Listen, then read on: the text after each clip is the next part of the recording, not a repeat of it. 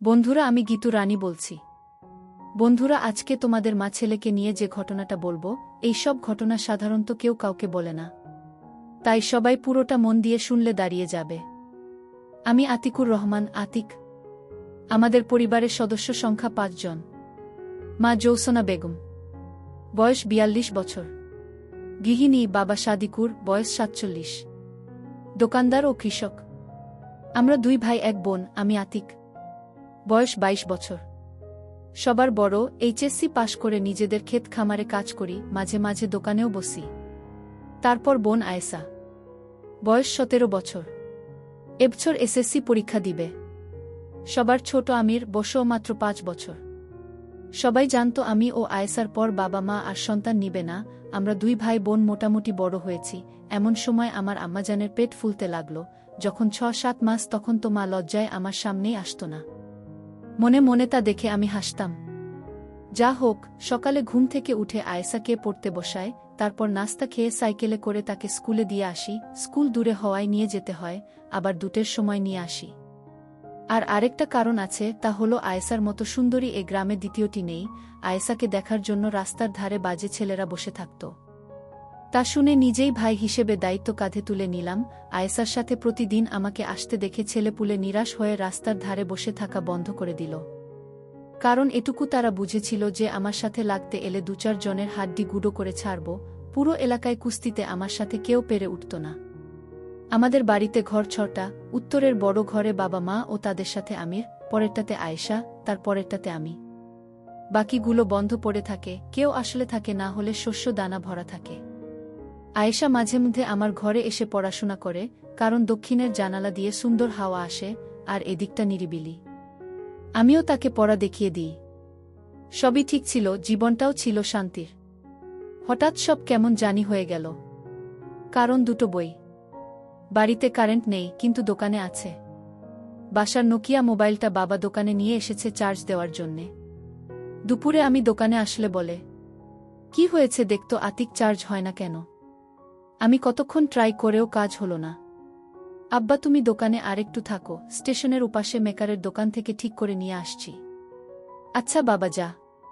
Cycle মেরে স্টেশনের ভিতর দিয়ে যাচ্ছি। সামনে ট্রেন দাঁড়িয়ে আছে দেখে ওপারে যেতে পারছি না। মানুষের ঠেলাঠেলি দেখে স্টেশনের কোণার দিকে সরে গেলাম।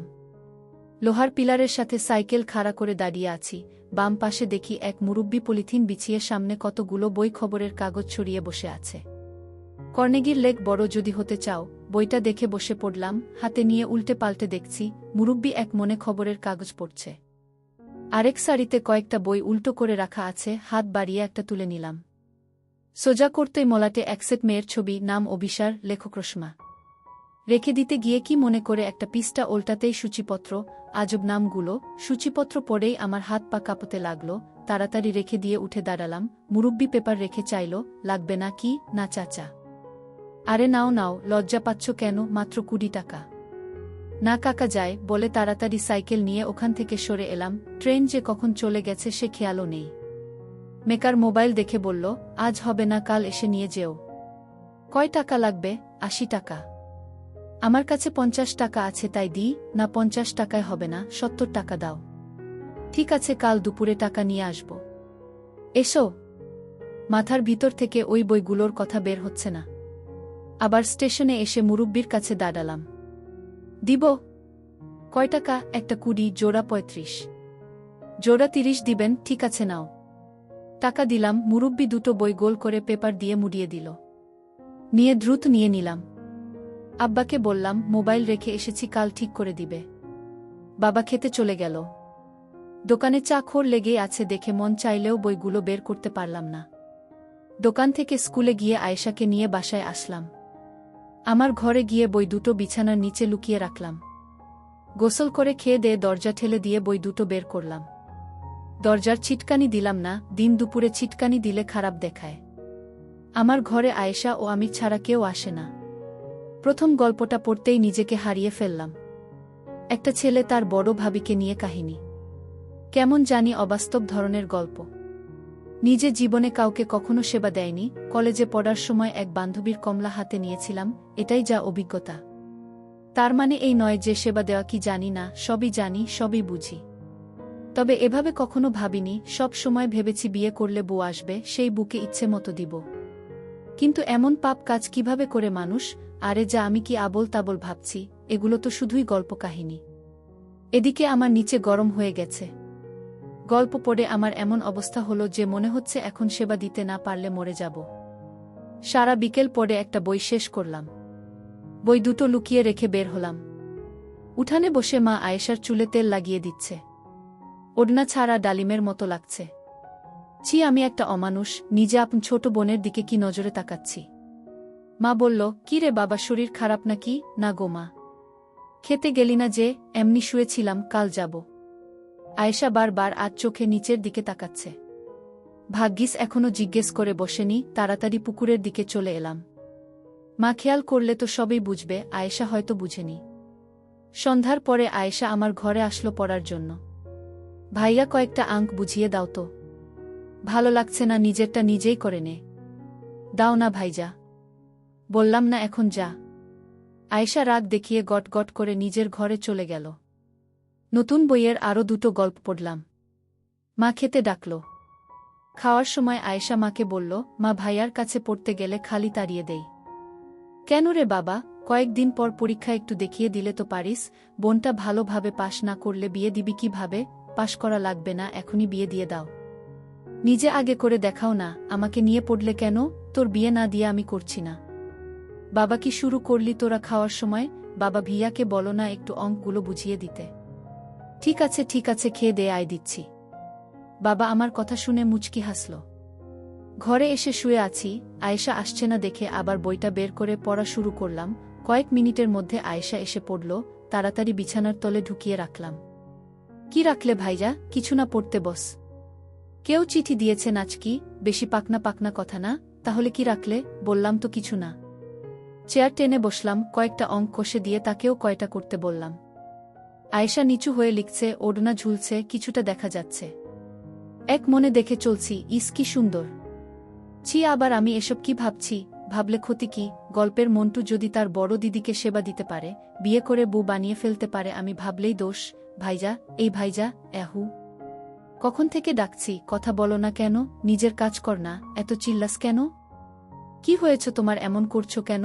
কিছু না, তোর অঙ্ক শেষ হয়েছে? হা, এই নাও দেখে। আচ্ছা তুই এখন যা, আমি ঘুমাবো। আয়েশা বই গুছিয়ে নিয়ে চলে যাচ্ছে, আমি আয়েশার দোলানো দেখছি। ইস কি সুন্দর আমার ছোট বোনটি। এমন সুন্দর একটা বউ যদি আমার হতো। না জানি এমন সুন্দর আমার বোনটাকে কে সেবা দিবে। ছি, আবার ভাবছি। অনেক রাত পর্যন্ত পড়ে বইটা শেষ করলাম। নিজেকে থামাতে না পেরে আয়েশাকে কল্পনা করে পানি ফেললাম। শেষে অনেক অনুতপ্ত হলাম। তারপরও শুয়ে শুয়ে আয়েশাকে নিয়ে কল্পনা করতে ভালো লাগছে, পারছি না ভাবা বন্ধ করতে। কখন ঘুমিয়ে গেছি জানি না। আজ শুক্রবার, আয়েশার স্কুল নেই, নাস্তা করে খেতে কিছু কাজ আছে দেখে রওনা দিলাম। অর্ধেক রাস্তা গিয়ে মনে হলো বই দুটো বিছানার নিচে রেখে আসা কি ঠিক হলো? বিছানা ঝাড়া দিতে গিয়ে যদি মা বা আয়েশা পেয়ে যায়, এত দূর এসে ঘুরে যাওয়া সম্ভব না আর। কাজ শেষ করে বাড়ি আসতে আসতে 3টা বেজে গেল। গোসল করে খাওয়া দাওয়া করে ঘরে আসলাম। বিছানার চাদর চেঞ্জ করেছে, সুন্দর করে ঘর গোছানো, এটা আয়েশার কাজ। ও ঘর এলোমেলো দেখলেই গোছাতে শুরু করে। দরজা ঠেলে দিয়ে বিছানা উল্টিয়ে দেখি বই দুটো আছে, কিন্তু আমি যেভাবে রেখেছিলাম সেভাবে নেই। তার মানে আয়েশা দেখেছে। পড়েছে কি? পড়ে থাকলে আমাকে খারাপ ভাববে, বাবা মাকে কি বলে দিবে? ইস কি হবে এখন, ভাইজা? এই ভাইয়া করতে করতে ঘরে এলো আয়েশা। হা বল। আমাকে একটু বাজারে নিয়ে চলো তো। কেন, দরকার আছে? কি দরকার সেটাই তো জানতে চাইছি। আমাকে বল কি লাগবে, এনে দিচ্ছি, তোর যাওয়ার দরকার নেই। না, তোমাকে বলতে পারবো না, তুমি নিয়ে চলো। ঠিক আছে চল। সাইকেলের পিছনে বসে ঘাড়ে হাত দিয়ে বসে পড়ল। একটু দূরে আসতেই মনে হচ্ছে আয়েশা সামনে চেপে বসল। এমন তো কখনো হয় না, আয়েশা তো নির্দিষ্ট দূরত্ব বজায় রাখে, আজ এমন করছে কেন? নাকি গল্প পড়ে তারও কুটকুট করছে? বাজারের কাছে চলে এলাম, আয়েশাও সরে বসল। আয়েশা কসমেটিক্স এর দোকানে ঢুকল, আমি বাইরে দাঁড়িয়ে আছি, তুই যা। তুমিও এসো, দোকানদারটা আমাকে ঠকায়। আচ্ছা চল। কয়টা সিটি গোল্ডের চুড়ি, কানের দুলা, টিপ, ফিতে কিনল। তারপরও এদিক ওদিক চাইছে দেখে, কি রে আর কিছু লাগবে? হা, তুমি বাইরে যাও। আমি থাকলে সমস্যা কি? সমস্যা কিছু না, শরম লাগে। হয়েছে আর শরম করা লাগবে না। তাড়াতাড়ি নে, সন্ধ্যা হয়ে এলো। আয়েশা দোকানদারকে ইশারা করল। কত? 32। দোকানদার আমাদের সামনে বেশ কয়েকটা বের করে দিল। এতক্ষণে বুঝলাম আয়েশা এজন্য লজ্জা পাচ্ছে। আরে পাগলি, লজ্জার কি আছে এতে? নেনে যেটা পছন্দ হয়। আয়েশা লজ্জার হাসি হেসে গোলাপি একটা নিল। একটাই নিবি? আয়েশা মাথা নিচু করে আস্তে করে বলল, হ্যাঁ। একটাতে কেমন করে হয়? গোসল করলে তো আরেকটা লাগবে। আরেকটা নিয়ে নে।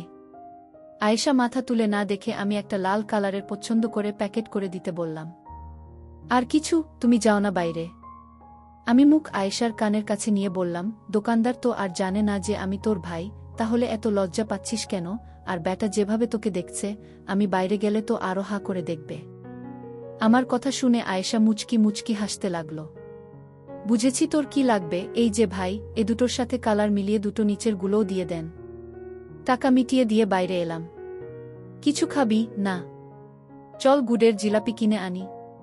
জিলাপি নিতে নিতে মাগরিবের আজান দিয়ে দিল। তাড়াতাড়ি চলো ভাইয়া, না তো মা বকবে। আমি আছি না সাথে, কিছুই বলবে না। অর্ধেক রাস্তা এসে ফাঁকা জায়গা দেখে দাঁড়িয়ে পড়লাম। কি হলো? চল দুজনে একটু হাঁটতে হাঁটতে কথা বলি। মা বকা দিলে তুমি বুঝবে। সে বুঝবনি। ধীরে ধীরে হাঁটছি, কিভাবে যে বলি ভেবে উঠতে পারছি না। কি বলবে বললে না তো? দেখ, তোর সাথে বন্ধুর মতো দুটো কথা বলতে চাই, আশা করি ভুল বুঝবি না এবং কাউকে বলবি না। কি কথা? আগে কথা দে, রাগ করবি না বা কাউকে বলবি না। আচ্ছা ঠিক আছে, বলো। তুই কি আমার বিছানার নিচের বই দুটো দেখে ফেলেছিস? আয়েশা চুপ করে হাঁটছে। বল না, দেখেছিস? হ্যাঁ। পড়েছিস? না। মিথ্যে বলছিস কেন? ছি ভাইজা, তুমি এসব কি পড়ো? এসব কোথা থেকে পেলে? এমন খারাপ জঘন্য বই যে আছে তা আমার বিশ্বাস করতে কষ্ট হয়। পরশু দিন স্টেশনে পেয়েছি, কৌতূহল থামাতে না পেরে নিয়ে এসেছিলাম, পরে খারাপ দেখে পড়িনি, রেখে দিয়েছি। আমি নিজে দেখেছি তুমি পড়ছ। আচ্ছা বাদ দাও, পড়নি যেহেতু তাহলে রাখোর কি দরকার? পুড়িয়ে ফেললেই তো পারো। হ্যাঁ তাই করব। তুই প্লিজ কাউকে বলিস না। এটা কি কাউকে বলার মতো কথা? ধন্যবাদ। খালি ধন্যবাদ দিয়ে কাম হবে না। 2 দিন ওসব আজেবাজে পড়ার জন্য আমাকে পড়া দেখিয়ে দাওনি, সেটা পুষিয়ে দিতে হবে। ঠিক আছে, এমনভাবে এখন থেকে বুঝিয়ে দিব যে সবার থেকে বেশি নাম্বার পাবি। তাই মনে থাকে যেন।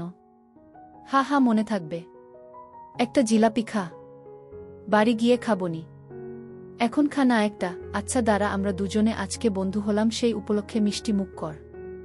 হি ভাই বোনে বন্ধু হয় নাকি? হয়তো গল্পতে পড়িসনি। কোনো গল্পতে? আয়েশার কথার টোনে বুঝা গেল গল্পের কথা ইশারা করছে। তুই যেটা বুঝেছিস। ইসছি, তুমি কি আমাকে সে গল্পের নায়িকা ভেবেছ নাকি? কেন, ভাবলে কি মহাভারত অশুদ্ধ হয়ে যাবে? ছি ভাইজা, তুমি অনেক খারাপ হয়ে গেছ। আয়েশার এমন কথায় মনটা দমে গেল, চুপ হয়ে গেলাম। চুপচাপ হাঁটছি দেখে। কি হলো? কিছু না। কথা বলছো না যে? চুপ করে রইলাম। রাগ করেছ ভাইজা আমার কথায়? না। তাহলে মুখটা গোমড়া করে রেখেছ কেন? চুপ। আচ্ছা ঠিক আছে, বন্ধুত্বের দাবিতে দাও তুমি খাইয়ে। আমি একটা জিলাপি বের করে আয়েশার মুখে তুলে দিলাম। অর্ধেক কামড়ে নিয়ে হাত থেকে বাকি অর্ধেক নিয়ে আমার মুখে তুলে দিল। আমিও হা করে নিয়ে নিলাম। চাঁদের আলো আয়েশার মুখের দিকে তাকাতে দেখি অবাক হয়ে চেয়ে রয়েছে। ওহ খোদা, আয়েশার মুখ এত গরম কেন? চল যাই, চলো। বাসায় এসে আমি আমার ঘরে, আয়েশা ওর ঘরে পড়তে বসল। আমি চুপচাপ শুয়ে রইলাম। কি করলাম এসব আমি তো সত্যি সত্যি আমার ছোট বোনকে কল্পনা করতে শুরু করেছি। নিজেকে মনে হচ্ছে প্রেমে পড়েছি। আমার প্রেমিকা আর কেউ নয়, আমার আপন মার পেটের বোন। সবাই মিলে খেতে বসে আয়েশাকে বললাম, খেয়ে দে, আমার ঘরে আয়, আজকে জ্যামিতি নিয়ে বসবো। ঠিক আছে ভাইয়া, তুমি যাও, আমি পরে আসছি। কয়েকটা জ্যামিতি করিয়ে দিয়ে ওর দিকে চেয়ে আছি। কিছু বলবে ভাইজা? যদি খোলামেলা কিছু কথা বলি রাগ করবি? আমি তোমার বোন, এমন কিছু বলো না যে আমি ছোট হয়ে যায়। ওকে বাদ দে। কেন, বলো কি বলবে? যে উত্তর দিলি আর বলার ইচ্ছে নেই। আচ্ছা ভুল হয়েছে আমার, এখন বলো। না, তুই হজম করতে পারবি না। আরে বলেই দেখো পারি কিনা। সত্যি তো? হা সত্যি বলো। আমি মনে হয় প্রেমে পড়েছি। কার? যদি বলি তোর। কি যা তা বলছো? আমি তোমার বোন। তাতে কি হয়েছে? আমাদের প্রেম না হয় গোপন থাকবে। তোমার কি মাথা নষ্ট হয়েছে? আপন ভাই বোন কখনো প্রেম করে, আর সত্য এক সময় বের হয়েই পড়ে। তাহলে বইয়ের গল্পগুলো কি মিথ্যে? আমি কি জানি? প্লিজ ভাইয়া, এসব বন্ধ করো। জানতাম হজম হবে না তোর। হজম হবে না তো কি আমি এসব কথা বলে বেড়াবো? একবার ভেবে দেখ কত মজা হবে। ভাবার দরকার নেই, এসব ভাবাও পাপ। যত নষ্টের গোড়া ওই বই, ও দুটো দাও আমাকে, এক্ষুনি পুড়াবো। বই পুড়ালে কি আমার মন শান্ত হবে? আয়েশা আমার হাত ধরে নিয়ে বলল, প্লিজ ভাইজা প্লিজ, আমি তোমার আদরের একমাত্র বোন, কিভাবে পারছো এসব বলতে? হয়তো আমার ভুল হচ্ছে রে, কিন্তু মনকে থামাতে পারছি না। কি করব বল? আমার কোনো বান্ধবীকে পছন্দ হয় বলো, আমি নিজে তোমাদের প্রেম করিয়ে দিব। আমার সব বান্ধবী তোমার জন্য পাগল। না, আমার শুধু তোকে ভালো লাগে। বুঝছো না কেন তা সম্ভব নয়? কেন, তুই কি কাউরির সাথে প্রেম করিস? না না, তাই বলে আপন ভাইয়ের সাথে প্রেম করব? একবার করে দেখো না। ছি, আমার আর তোমার সাথে কথা বলতে ভালো লাগছে না। এই বলে বই না নিয়ে হনহন করে আয়েশা ওর ঘরে চলে গেল। মনে মনে ভাবলাম, আমি কি এসব ঠিক করলাম? সুন্দর সম্পর্কে বিষ ঢুকিয়ে দিলাম, সব দোষ বইয়ের। বই দুটো নিয়ে বাড়ির বাইরে এলাম, এদিক ওদিক চেয়ে আগুন ধরিয়ে দিলাম। সম্পূর্ণ পুড়িয়ে ছাইগুলো ছিটিয়ে দিলাম। হাত মুখ ধুয়ে ঘরে ঢুকার সময় দেখি আয়েশার ঘরে হারিকেন জ্বলছে। ধীরে পায়ে হেঁটে ওর ঘরের সামনে এলাম, নিজেকে অপরাধী মনে হচ্ছে। দরজা ঠেলা দিতে খুলে গেল। আয়েশা বিছানায় উবুত হয়ে শুয়ে আছে। পাশে গিয়ে বসলাম। মাথায় হাত বুলিয়ে দিয়ে বললাম, বই দুটো পুড়িয়ে ছাই করে দিয়েছি, আর কখনো এসব বলবো না। আমার ভুল হয়ে থাকলে ক্ষমা করে দিস। আয়েশা উঠে বসে আমাকে কাছে টেনে ধরল। ছি ছি ভাইজা, তুমি বড়, তুমি ক্ষমা চাইতে পারো না? আমি কিছু মনে করিনি। আমি পিঠে হাত বুলিয়ে দিয়ে বললাম, তাহলে রাগ করে চলে এলি যে? আর পড়বি না? কয়টা বাজে? মনে হয় 9টা। হা, পড়ব, চলো। হাত ধরে নিয়ে এসে চেয়ারে বসিয়ে দিলাম। দেখ আয়েশা, চামড়ার মুখ দিয়ে যা বলে ফেলেছি তা তো ফিরিয়ে নিতে পারবো না, তবে কথা দিলাম আর কখনো তোকে লজ্জায় ফেলব না।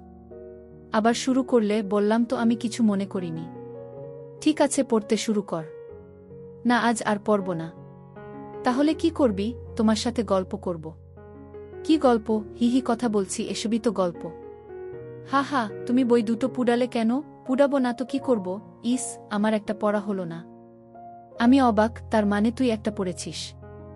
হা, একটা। কোনটা? অভিসার। হা হা, মিস করে দিয়েছিস, পরেরটা আরও দারুণ ছিল। সূচিগুলো বলো একটু। না, বলবো না, অনেক খারাপ। কত খারাপ তা তো একটা পড়েই বুঝেছি, বলো না একটু। জেনে কি করবি? মন চাচ্ছে জানতে। লজ্জা পাবি না তো? আমাদের মাঝে কি আর তা অবশিষ্ট আছে? আছে তো? না, নেই। যদি না থাকতো তাহলে তুই আমার পছন্দ করে দেওয়া লাল পোশাক পরে এসে আমাকে দেখাতি, বলতি, দেখো তো ভাইজা কেমন হয়েছে। আয়েশা লজ্জায় দুহাত দিয়ে মুখ থেকে বলল, তুমি যে ভাইজা কিভাবে দেখায় বলো? বন্ধু মনে করে দেখাস? পারবো না ভাইজা। ঠিক আছে, না দেখাস। যেদিন পড়বি সেদিন শুধু বলিস যে আজ তোমার পছন্দ করে দেওয়াগুলো পড়েছি, তাহলেই হবে। উপর থেকে কল্পনা করে নিব। হি হি হি। হা হা হা। মুখ থেকে হাত নামা। বলবো সুচি, বলো। তাহলে আমার দিকে তাকা। বলো। বাসর ঘরে বুকে বলে থেমে গেলাম। কি হলো? পরে কিন্তু আমাকে দোষারোপ করতে পারবি না বলে দিলাম। ঠিক আছে, বলা লাগবে না। এই নাও, খাতা লিখে দাও। তাই দে, এটাই সহজ হবে। বাসর ঘরে বুকে সেবা দিতে গিয়ে শাশুড়িকে দিলাম। ইত্যাদি ইত্যাদি। এই নে পড়ে দেখ। খাতাটা আয়েশার হাতে দিয়ে বিছানায় কাত হয়ে শুয়ে পড়লাম। আয়েশা পড়ে মুচকি মুচকি হাসতে লাগল। হাসছিস কেন? মানুষ কি এতটা বলদ আছে যে বউ বাদ দিয়ে শাশুড়ি? হি হি হি। গল্পটাতে বাসর ঘর অন্ধকার ছিল, আর বুটা ছিল ভীতু, তাই সে তার মার কাছে শুতে চলে যায়। তারপর পরেই বর ঢুকে বাসর ঘরে, এসে দেখে বউ নেই, সে বসে বসে অপেক্ষা করে। শাশুড়ি ভাবে যায় জামাই বাবাজিকে বলে আসি। অন্ধকার ঘরে ঢুকতেই বর তাকে বউ ভেবে শুরু করে দেয়। সে মহিলাও মোটামুটি তার মেয়ের মতো দেখতে, তাই বর বুঝতে পারে না যে এটা তার বউ নয়। আর শাশুড়ি ছটপট করলেও লজ্জায় কথা বলতে পারে না। সে বিধবা হওয়ার কারণে অনেক দিন থেকে বঞ্চিত ছিল, তারও ভালো লাগতে লাগে, দুজনে ইচ্ছেতে সব হয়ে যায়।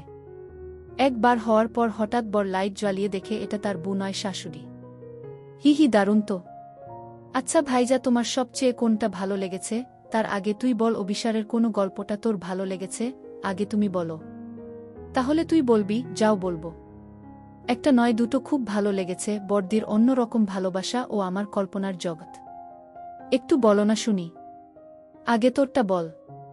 মামির কার্যক্রম। আমার মনে হয় না ওটাতে সবচেয়ে সুন্দর গল্প ছিল বনবু। আমার কাছে যেটা ভালো লেগেছে সেটা বলেছি। আচ্ছা এখানে আয়, আমার পাশে বস।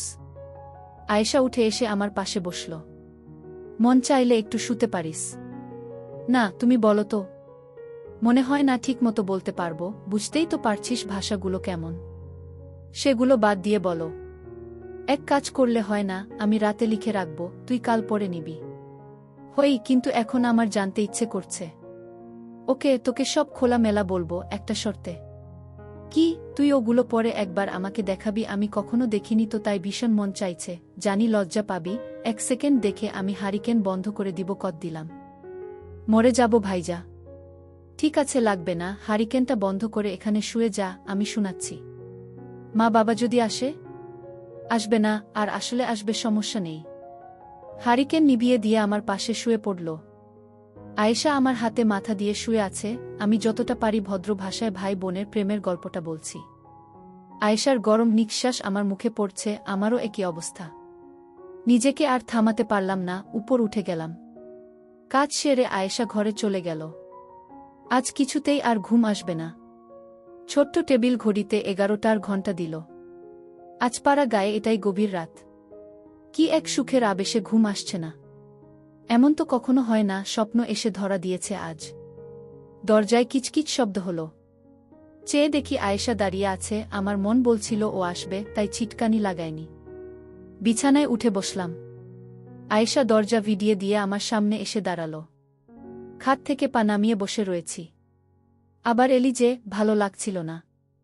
কেন জানি না, এখন ভালো লাগছে। হারিকেন জ্বালাবো? না। আমাকে শুইয়ে দিয়ে আমার উপর উঠে গেল। মার দূরসম্পর্কের ভাই মারা যাওয়াতে পরের দিন বাবা মা আমি সেখানে গেল। আয়েশার সামনে পরীক্ষা দেখে বাহানা দেখালো। বাবা মা 2 দিন আসেনি। আয়েশাও এই 2 দিন স্কুলে যায়নি। দুভাই বোন একে অপরকে খুঁটিয়ে খুঁটিয়ে দেখে সুখের জোয়ারে ভেসেছি। একদিন সেবা দিতে দিতে প্রায় তাল হয়ে গেছি। হঠাৎ মায়ের কান্না শুনে হুঁশ ফিরে।